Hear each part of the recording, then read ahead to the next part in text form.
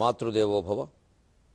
ఈ పచ్చళ్ళు తయారు చేయుటకు ముందు ఏ గ్రంథముల్ జూచితో ద్వీపాకారపు సూపముల్ వడియముల్ వేపుళ్ళు తాలింపుల టాపుల్లేపును నీవు చేయునది వంట నోళ్ల పంట అరే వేపాకున్ కరివేపజేయగల సాధ్వి నైషధాలంకృతి నా పద్యములలోని జీవగుణ సన్మానము నీ వంటయే నా పద్యములలోని జీవగుణ సన్మానము నీ వంటయే.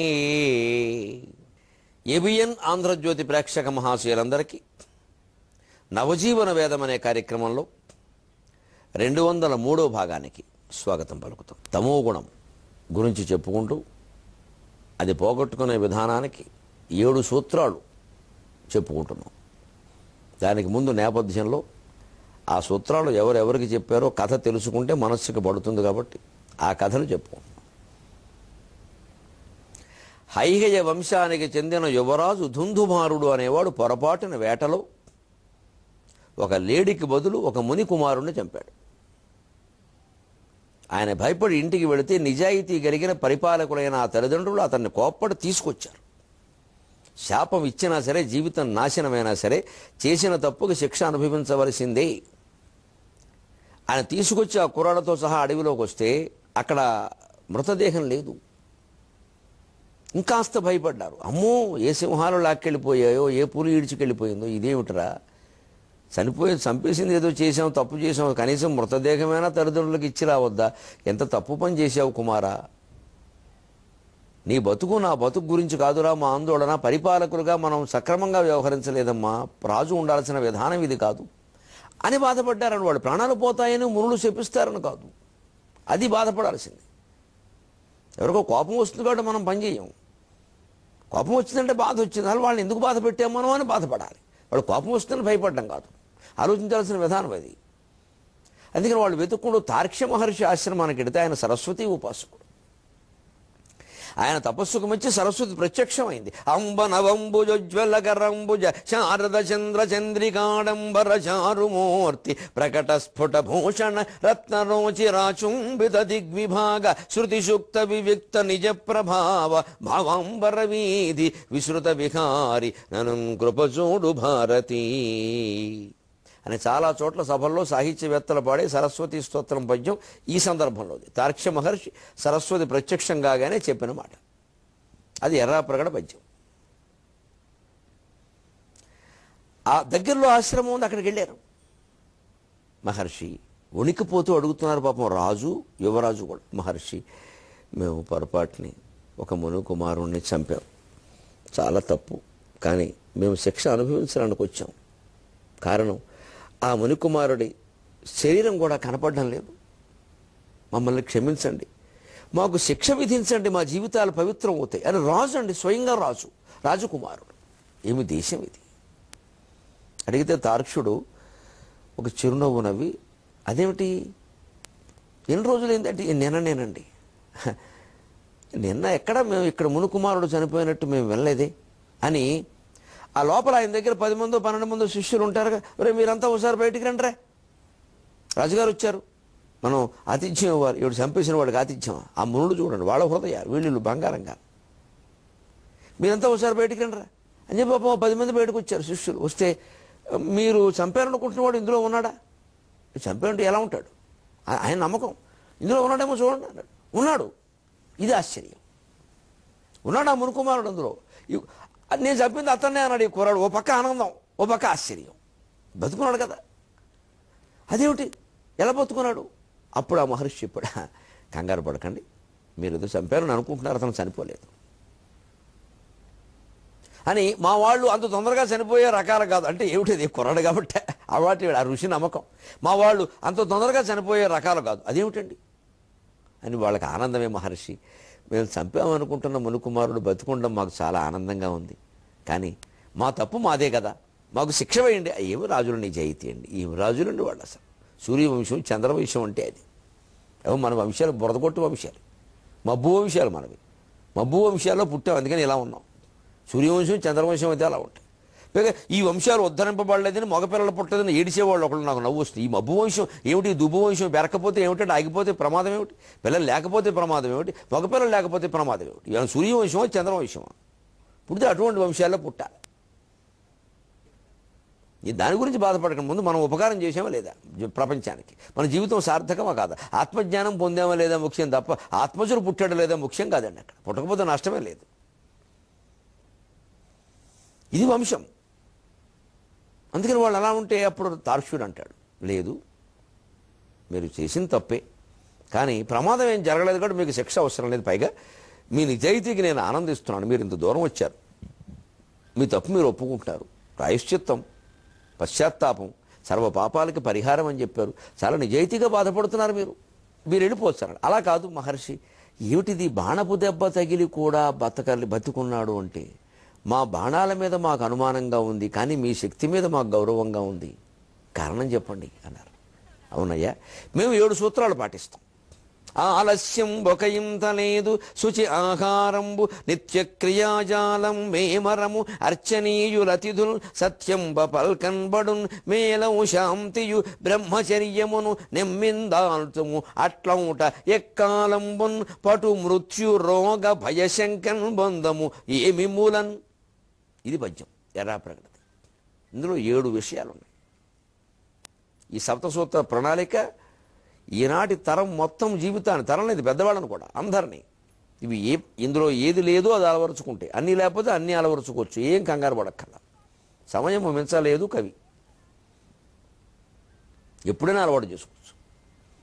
ఇందులో ఒక్క సుగుణాన్ని 90 ఏళ్ళకి అలవాటు చేసుకున్నా మంచిది, మిగిలిన ఏడాదో 2 ఏళ్ల జీవితం సుఖంగా ఉంటుంది. 7 సూత్రాలు మేము పాటిస్తాం. అవి ఏమిటంటే ఆలస్యం ఒక ఇంత లేదు, శుచి ఆహారంబు రెండవది, మూడవది నిత్యక్రియాజాలం మేమరము, నాలుగవది అర్చనీయుల అతిథుల్, ఐదవది సత్యం బపల్కన్ బడున్, ఆరవది మేలవు శాంతియు, ఏడవది బ్రహ్మచర్యమును, 7 నెమ్మిందాల్తుము, ఇవి మేము ధరించి ఉంటాం ఎప్పుడు. 7 సూత్రాలు ఖచ్చితంగా పాటిస్తాం. అట్లౌట, అందువల్ల ఎక్కాలంబున్, ఏ రోజుల్లో అయినా సరే, వేసవకాలం, శీతాకాలం, వర్షకాలం సమస్య లేదు, ఎన్నేళ్ళు గడిచినా సరే, పటు మృత్యు రోగ భయ శంకన్ బంధమేమో, మాకు మృత్యు భయం లేదు, రోగ భయం లేదు, మా దగ్గరికి అనారోగ్యాలు రాలేవు, మాకు చావు భయం కూడా లేదు. చస్తాం, చవకపోం, అంతే, స్థావరం వాడు కూడా ఉంటాడు, కానీ చాలా కాలం బతుకుతాం, మాకు దాని గురించి చింత లేదు. మేము పొందవలసిన ఆత్మజ్ఞానం పొందుతున్నామా లేదా అని మేము ఆలోచిస్తున్నాం, కానీ ఈ జీవితాల గురించి మేము ఆలోచించాలి. ఇవి చూడండి ఖచ్చితంగా. ఆలస్యం ఒక ఇంత లేదు, దీన్నే భగవద్గీతలో కృష్ణుడు చెప్పాడు. తమస్త్వజ్ఞానజం విద్ధి మోహనం సర్వదేహినాం ప్రమాదాలస్య నిద్రాభిగి తన్నిబధ్నాతి భారత.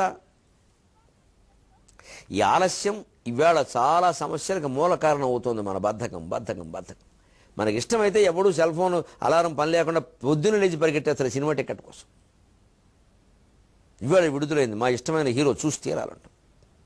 ఆ ఇష్టం ఒకటి లేకపోతే 9 కాదు 10 అనే లేవడు. అంచేది విద్యార్థుల జీవితాల గురించి మనం ఆలోచించాలి. యూనివర్సిటీ విద్యార్థుల్లో ఓ చలోక్తి ఉంటుంది, నేను చూశాను ఈ మధ్యన.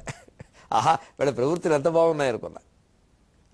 ఓ హాస్టల్కి వెళ్ళాం పనుడు, అక్కడ ఏదో ఓ జోక్ విని భలే ఉన్నారు, చాలా తెలివైన వాడు. రాత్రి 1 గంట 12 వరకు పడుకోరు వాడు. డేటు మారడం, తేదీ మారడం అనేది చాలా మామూలు అక్కడ. ఇక 12 దాటాక ఇవాళ కొంచెం ఎర్లీగా పడుకుందాంరా, ఎర్లీ 12కి ఎందుకుట, రేపు పొద్దున 11కే క్లాసు ఉందిరా, 11కి క్లాసు ఎర్లీయా, అయ్యి బాబోయ్, దాని గురించి 12 దాటాక పడుకుంటాట. ఆ 11 గంటలకు కూడా ఆ మాస్టర్ ఎవరో ఆచార్యుడు క్లాసు పెట్టకపోతే ఈ పెద్ద మనిషి 1 గంట వరకు కూర్చుంటాడు, టీవీలు చూసుకుంటూ, కబుర్లు చెప్పుకుంటూ, ఇంకా రకరకాల వ్యసనాలు. 11 గంటల క్లాసు ఉంది కాబట్టి 10:30కైనా లేవకపోతే క్లాసుకు అడలేం కాబట్టి, అంటే 10:30కి లేవడం అంటే పెద్దరాళ్లే లేవడం కాబట్టి 12:30కైనా పడుకోవాలి. అబ్బా, దేశంలో 60% ఉన్న ఈ దేశ యువతరానికి నమస్కారం. ఎర్లీ మార్నింగ్, ప్రాతకాలం అనే దానికి మీ నిర్వచనానికి నమస్కారం. ఇదే ఆలస్యం ఒక ఇంత లేదు, బద్ధకం పనికిరాదు. 10 గంటలకు పడుకోవాలి, 5 గంటలకు లేవాలి. విద్యార్థి అంటే అది. 10 గంటలకు పడుకోవాలి. గదిలో ఎంతమంది ఉంటే రూమ్మేట్లు, గడ్డిమేట్లు, క్లాస్మేట్లు అందరినీ బయటికి పంపించాలి. 10 గంటలకు పడుకోవాలి. లేకపోతే మీరు కబుర్లు చెప్పుకుంటే నేను లేట్ ఆరిపోతా రాపేయడమే, దెబ్బలాడు అయినా సరే. అదే క్రమశిక్షణ. 5ంటికి లేచి తీరాలి ఎవడేమనుకున్నా సరే, అప్పుడు చదువు వస్తుంది. అది బద్ధకం అంటే లేవకూడని బద్ధకం ఇంకేముంది. రెండవది, ఇవాళ విద్యార్థులు అశ్రద్ధ చేస్తున్నది. తల్లిదండ్రులు మొత్తుకుంటున్నా వినని వ్యవహారం. నేను చెబితేనైనా వింటారేమో చూద్దాం, మా అబ్బాయిలు సహా. శుచి ఆహారంబు, శుభ్రమైన ఆహారం స్వీకరించాలి. బజార్లో పానీపూరీలు తినకూడదు. అసలు నడి రోడ్డు మీద నుంచిన ఆహారం తినడం అంటే జంతువులకి మనకి తేడా లేదని అర్థం. రోడ్డు మీద నుంచిన ఆహారం తింటే జంతువుల కింద లెక్క. ఇంటికి తెచ్చుకుని తినాలి. లేదు అక్కడేదో హోటల్లో ఓ చోట కూర్చుందుకు అవకాశం ఉంటే పర్వాలేదు. అంతేగాని ఈ బడ్డీ కుట్ట ఒక్కడేమో 2 పీటల వాటి మీద నుంచోవడమా, నిలబడ్డమా, మురుక్కాల పక్కన నుంచుని తినడమా, హాహా ఇంకొంచెం వెయ్యి అంటున్నాను. అనారోగ్యాలు రమ్మంటే రావు. ఇవాళ 25 ఏళ్ల వాళ్ళ గుండెపోట్లు, 20 ఏళ్ల వాళ్ళకి షుగర్లు, 12 ఏళ్ల వాడి గుండెల్లో స్టంట్లు. ఏమిటిది? శుభ్రంగా స్టంట్ చేయాల్సిన వయసులో ఈ స్టంట్ ఏమిటండి? లివర్ పాడైంది. ఎందుకు పాడవదు? లివర్ అంటే కాలేయం ఏమిటి? తిన పదార్థాలని అందులో ఉంటాయి. అడ్డమైన గడ్డి తింటే అదేమవుతుంది? చినిగిపోతుంది. అదే ఏదో ఓ బుడగ, ఓ తిత్తి. ఎందుకు వస్తున్నాయి? అడ్డమైన తిండి. పిజ్జాలు, బర్గర్లు అవి ఎప్పుడు చేశారో తెలియదు, ఎన్ని శతాబ్దాలు ఉన్నాయో తెలియదు. అంచేది ఆహారం శుచిగా ఉండాలి. నిత్య క్రియాజాలం వేమరము. మూడవది, ఆందోళన లేకుండా ఉండాలంటే బద్ధకం లేకపోవడం ఒకటి. ఆరోగ్యం బాగుండడం కోసం శుచి అయిన ఆహారం. ఎందుకంటే మన అనారోగ్యాలన్నిటికీ 2 కారణాలు, తిళ్ళు, ఒత్తిళ్ళు. ఇంకేం లేవు. 2 మాటలు చెప్పాను నేను ప్రాసతో, గుర్తుపెట్టుకోండి. తిళ్ళు, ఒత్తిళ్ళు మన అనారోగ్యాల మొత్తానికి ఇవే కారణం. తిళ్ళు సరిగ్గా చూసుకుని ఒత్తిళ్ళు లేకుండా చూసుకుంటే, మనస్సును సరిపెట్టుకోగలిగితే ఏ అనారోగ్యాలు ఉండవు. ఆ ఒత్తిడి లేకుండా ఉండాలంటే తిళ్ళు సరే చెప్పుకున్నాం, శుచి ఆహారం. ఆ ఒత్తిడి లేకుండా ఉంటే ముందు ఆలస్యం పరిహరించుకోవడం ఒకటి.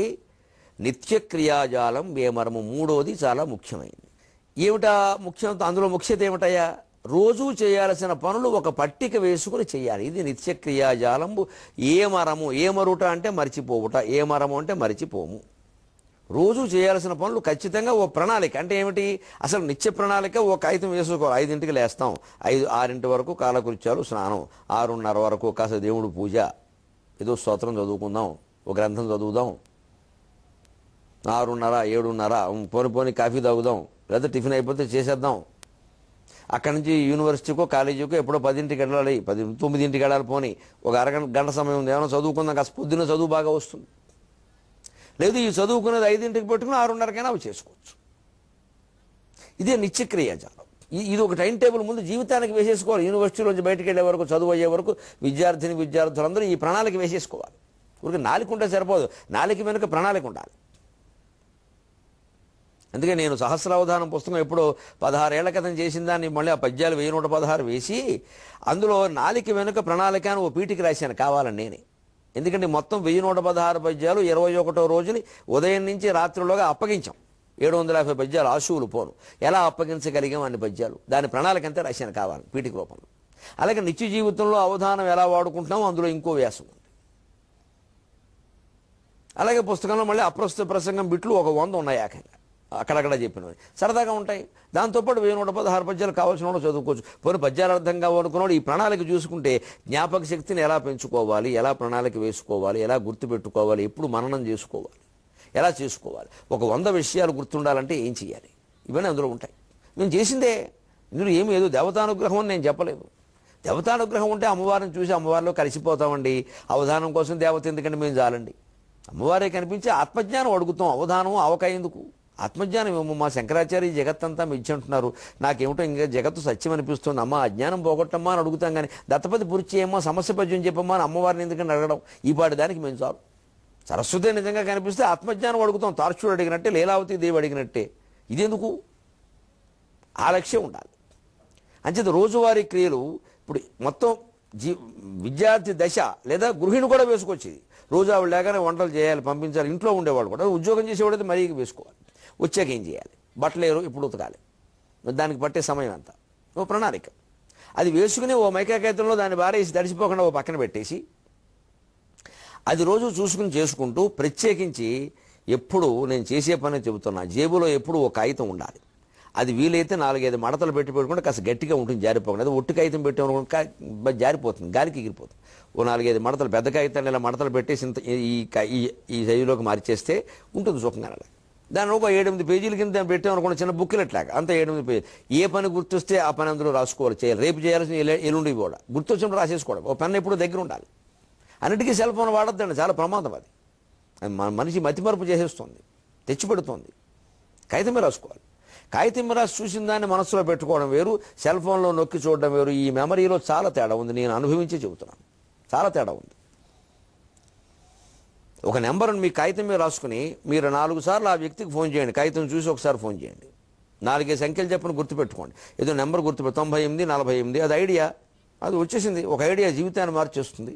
98 45 72 36, 72 36కి 36 రెట్టింపు 72 గుర్తుపెట్టుకోవచ్చు. ఇంక మిగిలింది 2 అంకెలు, 22 24 అంతే. 98 48 72 36 24, 98 48 72 36 24, 3 సార్లు అనుకుంటే గుర్తుంది. ఆ నొక్కుతున్నప్పుడు కూడా అనుకుంటూ నొక్కండి. 9 8 4 8 7 6 అనకూడదు, అలా గుర్తుండదు. టీవీలో కూడా నెంబర్లు అలా చెప్తున్నారు, అలా చెప్తే గుర్తుండదు. 4 అంకెలు కలపాలి. 98 48 76 32 20 22, 4 4 2 అంతే. 10 అంకెల మించి ఉండవుగా. మూడు భాగాలు చేసాను దాన్ని, అప్పుడు గుర్తుంచుకోవడం తేలిక. 9 7 3 2, ప్రతి అంకె ప్రత్యేకంగా గుర్తుపెట్టుకోవాలి. మనస్సు మీద ఒత్తిడి పెరిగింది. ధారణ బ్రహ్మరాక్షసుడు, జ్ఞాపక శక్తికి పేరొందిన వాడని పేరున్న వ్యక్తిగా చెబుతున్నా ఉపాయాలు ఇవి. నేను సెల్ ఫోన్ సంఖ్యలు అలాగే గుర్తుపెట్టుకుంటాను. 98 48 76 32 22, 3 దఫాలు అయిపోయింది. ఇలా 4 సార్లు మనం ఆ వ్యక్తికి ఫోన్ చేయగానే బుర్రలో పడిపోయింది, ఇంకా అక్కర్లేదు. ఆ వ్యక్తి పేరు రాగానే మనసులో చూస్తుంది. ఇది సెల్ ఫోన్ మెమరీ లాగా మన బ్రెయిన్ మెమరీ, మన మనసులో జ్ఞాపక శక్తి పెంచుకోవాలి. అంటే ఏం చూసుకోవాలి, ఈ కాగితం మీద రాసుకున్న వాటిని చూసుకోవాలి తప్ప సెల్ ఫోన్ మీద ఆధారపడు. ఆలస్యం ఒక ఇంత లేదు, శుచి ఆకారంబు నిత్య క్రియాజాలం వేమరము అర్చనీయులతిథుల్ సత్యం బపల్కన్ బడున్ మేలవు శాంతియు బ్రహ్మచర్యమును నెమ్మిందాల్తుము అట్లౌట ఎక్కాలంబున్ పటు మృత్యు రోగ భయ శంకన్ బొందమేమి మూలన్. ఒకటి ఆలస్యం ఉండకూడదు, 2 శుచి ఆహారం, శుభ్రమైన ఆహారం తీసుకోవాలి, 3వది నిత్యక్రియాజాలం వేమరము.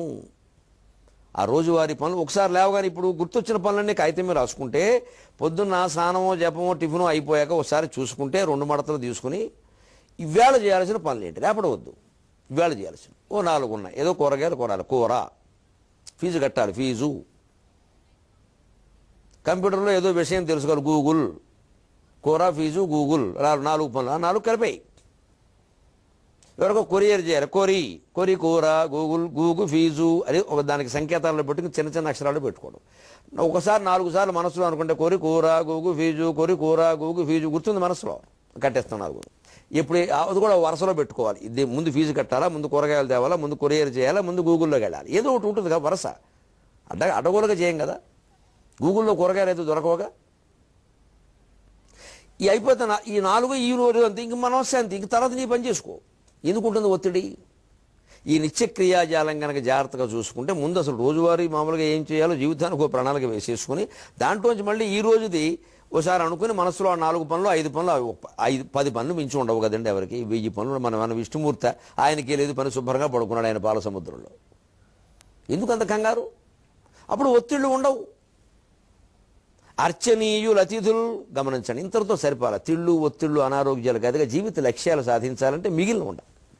అర్చనీయులు అతిథులను 4 పిలవాలి, భోజనం పెట్టాలి, సేవ చేయాలి, స్నేహితులను కూడా పిలవాలి, వాళ్ళతో కలిసి వాళ్ళకు కొన్ని ఉపకారాలు చేయాలి, వాళ్ళ ద్వారా పొందాలి. అప్పుడు మానవ సంబంధాలు బాగుంటాయి. అంచేత మేమెవరింటికి రాము, మా ఇంటికి ఎవరు రావద్దు, ఈ సిద్ధాంతాలు పనికిరావు. మనకి వీలుంటే పెడతాను, లేకపోతే వాళ్ళు వచ్చినప్పుడైనా గౌరవించాలి కదా.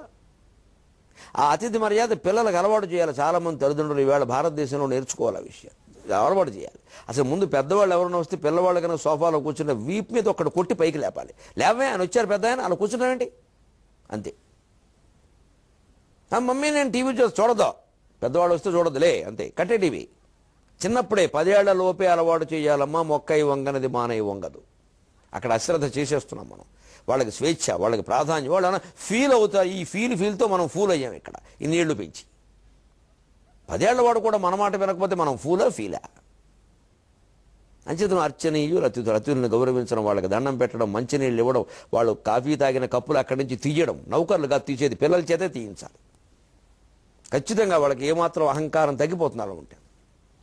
పూర్వం దానం ఇస్తే మగపిల్లల చేత ఇప్పించేవారు, ఈ పనులు చేస్తే ఆడపిల్లల చేత చేయించేవారు. ఆడపిల్లకి సేవ అలవాటు కావాలి, మగపిల్లలకి దాన ధర్మాలు అలవాటు కావాలి. ఇప్పుడు ఆ భేదం వద్దు, అన్ని అందరి చేత చేయించండి. సత్యంబ పలకనబడును, ఎంతంత ఉన్నత. ముందు అది ఆ తిండి చెప్పాడు, తర్వాత బద్ధకంగా ఉండద్దని చెప్పాడు, తర్వాత నెమ్మదిగా మనస్సు ఆందోళన గురించి చెప్పాడు, ఇప్పుడు క్రమంగా సేవ గురించి చెప్పాడు. ఇప్పుడు అసలు జీవిత లక్ష్యం సత్యంబ పలకనబడును. పీక మీదకి వచ్చి ఎవడన్నా కత్తి పెట్టి తుపాకీ పెడితే వేరే అవసరం. కింద భాగాల్లో ఎక్కడో చెప్పుకున్నాం మనం, లండన్ వాడిని ఆ కిరాతకుడైన తీవ్రవాద ఎవడో నరికేసి వీడియోలో పెట్టాడు. ఏమయ్యా నువ్వు నాకేదన్నా అనుకూలంగా ఒకటి చేస్తే నేను నరకను అంటే పోనేవాడు అబద్ధం చెప్పాడంటే అనుకోవచ్చండి, ప్రాణం మీదకి వచ్చింది. మనకేం పనండి, రకరకాల విషయాలకు అబద్ధాలు చెబుతున్నాం. అబ్బాయి ఎందుకు ఆలస్యం ఏంటంటే ఎక్స్ట్రా క్లాస్ ఉంటున్నాం. లేదండి, మనం సినిమాకి వెళ్ళాం, మనం ఎక్కడికో పబ్కి వెళ్ళాం, క్లబ్కి వెళ్ళాం. ఇది ఇలా ఎన్నిసార్లు అబద్ధాలు ఆడతాం, తెలిసిపోతుంది రేపొద్దున. అబద్ధాలు ఆడామన్న దొంగలమయ్యాం, తప్పు పని చేయడంతో పాటుగా అబద్ధం కూడా ఆడాం. తండ్రిని డబ్బులు అడిగాం, నాకు బట్టలు కావాలి, 10,000 పంపండి అన్నాం. 10,000 ఎందుకు అంటే 7,000 అయినా పంపండి, 7,000 పంపాం. బట్టలు వీడు కొనుక్కోడు, గర్ల్ ఫ్రెండ్ కొంటాడు. ఏమంటే నేనే కొనుక్కున్నా. తండ్రి చూడలేదు కదా, చూస్తాడు, రేపొద్దున చూస్తాడు. రేపొద్దున ఎప్పుడు నిజంగా బట్టల కోసం డబ్బులు అడిగినా కూడా ఇవ్వడు. నేను నీ కోసం కొంటే నువ్వు గర్ల్ ఫ్రెండ్ కొంటున్నావు, నువ్వు గర్ల్ ఫ్రెండ్కి సెల్ ఫోన్ కొంటున్నావు, నేను నీకెందుకు బట్టలు కొన్నా, నేను ఏమైనా గొడ్డప్పకి తిరుగు అంటాడు. తల్లిదండ్రులు ముందుకెత్తేవారు కదండి మన స్వాతంత్రం. వాళ్ళు ముందుకెత్తే మనం చూసేది రోడ్డు మీద ఉంటాం. ఇది యువతరం ఆలోచించుకోవాలి. తల్లిదండ్రుల ప్రేమని ఏదో బెదిరించి లొంగ తీసుకుందామని చూడద్దు. బ్లాక్మెయిలింగ్ విధానాలు మంచివి కావు. అవి రేపొద్దున మీ పిల్లలు మీకు చేస్తారు, ఎవరైనా చేస్తారు. ప్రతి వాడు చేసేది వాడు అనుభవించాల్సిందే. అందుకని సత్యమే పలకాలి, నిజమే పలకాలి. తిట్టినా మంచిదే, కొట్టినా మంచిది, సత్యమే పలకాలి. గాంధీజీ చిన్నతనంలో పొరపాటున ఏదో తండ్రి ఆభరణం ఒకటి దొంగిలించేదో అప్పు బంగారం ఏదో చేస్తే ఇంకా కాగితం మీద రాసి ఆయన దగ్గర పెట్టి కుళ్ళిపోయి ఏడిచేశాడు. ఆయన మహాత్ముడు ఎలా అయ్యాడు, ఆ పశ్చాత్తాపాల వల్ల అయ్యాడు. పుట్టుకతోనే అందరూ మహాత్ములు కాదు. అంటే సత్యమే పలకాలి. మీలో శాంతియు బ్రహ్మచర్యం. శాంతి వీలైనంత వరకు విద్యార్థులు, యువతరం, గృహిణులు సహా అందరూ కూడా అనవసరపు విషయాల్లో వేలు పెట్టకండి. మాటికి పుట్టింటికి ఫోన్ చేయడం, లేదా పుట్టింటికి ఇక్కడికి ఫోన్లు చేయడం, అన్నింటిలోనూ వేలెట్టడం, ఏవో సలహాలు ఇస్తూ ఉండే శాంతి ఉండదు మనస్సుకి. ఏ సమస్య అయినా సరే అది వచ్చినప్పుడే ఆలోచించండి. అది ఆలోచన అయిపోయి అది మంచో చెడ్డో ఏదో మనకి ఇష్టం అవుతుంది, ఇష్టం కాకుండా ఏదో పరిష్కారం ఇంకా వదిలేయండి. దాని చర్చలు వద్దు. ఇదే శాంతి. అసలు వీలైనంత వరకు ఆ సమస్య వచ్చే వరకు ఆలోచించద్దు. రోజుల్లో ఆలోచించడం అనవసరం. ఇవాళ లేదు, మనం ఎదుర్కోగల 10 రోజుల తర్వాత చూద్దాం, 9వ రోజున ఆలోచిద్దాం. వాయిదా వేసి సెల్ ఫోన్లో రిమైండర్ దానికి పెట్టాలి. నేను ఈ సమస్య గురించి ఏదో ఈవేళ 16వ తారీఖు అనుకుందాం, రేపు పొద్దున్న నేను 22వ తారీఖు సాయంత్రం 5 గంటలకు ఆలోచిస్తా. అందులో శుభ్రంగా రిమైండర్కి వెళ్ళి 22 సాయంత్రం 5 ఒక అలారం పెట్టేస్తే అది గుర్తు చేస్తుంది. ఆలోచిద్దాం. అంతవరకు ఒక మనస్సులో ఎప్పుడైనా దొలిచేస్తున్నా, చెప్పాను కదా 22 అని చెప్పి, అంతే నమశివాయ అయిపోవాలి. అప్పుడు శివుడు ఆలోచిస్తాడు ఆ సమస్య గురించి. ఒక దెబ్బలో తేలిపోతుంది. ఆయనకు 3 కళ్ళు ఉన్నాయి, మనకు 2 కళ్ళే. అది శక్తి. భగవత్ శక్తిని వినియోగించుకునే విధానం అది. నామస్మరణ చేస్తే భగవంతుడు మన గుప్పెట్లో ఉంటాడు. నేను అనుభవిస్తూ చెబుతున్నా, బడాయనుకోకుండా తెచ్చి అనుభవిస్తూ చెబుతున్నా. నిత్య శివనామస్మరణ చేస్తే నమశివాయ అని భగవంతుడు మన గుప్పెట్లో ఉంటాడు. అన్నీ జరిగిపోతాయి, అలవోకగా జరిగిపోతాయి. జీవితం పూలబాట, ఏ సమస్య ఉండదు. యువతరం భగవన్నామస్మరణ అలవాటు చేసుకోవాలి, ప్రవర్తన మార్చుకోవాలి. అది శాంతి. అప్పుడు బ్రహ్మచర్యం. అసలు చదువుకున్నంత వరకు మగవాడికి అమ్మాయి గురించిన ఆలోచన, అమ్మాయిలకి అబ్బాయి గురించిన ఆలోచన ఉండకూడదు. అసలు ఊరికే ఏదో హాయ్ అంటే హోయి వెళ్ళిపోవడమే. ఇవాళ తల్లిదండ్రులనేమో హాయ్ డాడ్, హాయ్ మామ్ అన్నాం. ఫ్రెండ్స్ దగ్గర మాత్రం అతుక్కుపోయి బంక, జిగురు, ఐసు, అట్టు, రొట్టు, మట్టి, అక్కడ పావేసుకోవడం, పూసేసుకోవడం, రాసేసుకోవడం. ఇంత చేసి వీళ్ళు మళ్ళీ పెళ్లి చేసుకుంటే 3వ రోజే కొట్టేసుకోవడం. మరి ఏమైందో ఇదంతా అంటే అధికంగా ఊహించడం, ఎక్కువ అంచనాలు వేయడం, ఎక్కువ ఆశించడం, అది జరగకపోయేసే గొడవ. ఇదే బ్రహ్మచర్యం. అసలు చదువు అయ్యే వరకు నాకు పరస్త్రీ స్త్రీ అంతవరకు పెళ్లి కాలేదుగా, అందుకని అందరూ పరస్త్రీని. భారతీయులందరూ నా సహోదరులు అని ప్రతిజ్ఞ ఎందుకు చేయిస్తారు? అందులో వీడు చేసుకోబోయే పెళ్ళాం లేదా? మేము చిన్నప్పుడు ప్రతిజ్ఞ చేసినప్పుడు సరదాకి వేళకోళం ఆడుకునేవాళ్ళం. అక్కడే చేసిన పాపం చెబితే పోతుంది. భారతదేశం నా మాతృభూమి, భారతీయులందరూ నా సహోదరులు, మా మామయ్య కూతురు తప్ప అనేవాడు నేను. మరి ఎందుకంటే దాన్ని నాకు ఇద్దామని అనుకున్నారు, ఇవ్వలేదు. సరే ఇవ్వకపోవడం వల్ల అది బాగుంది, నేను బాగున్నా, అది వేరే విషయం. అందుకని మా మామయ్య కూతురు తప్ప అనేవాడిని. ఎందుకు మరి దాన్ని పెళ్లి చేసుకుంటే చెల్లెలు ఎలా అవుతుంది? అని అనుకునేవాళ్ళం, సరదాకి జోకేసుకునే వాళ్ళం బయటకు వచ్చాక.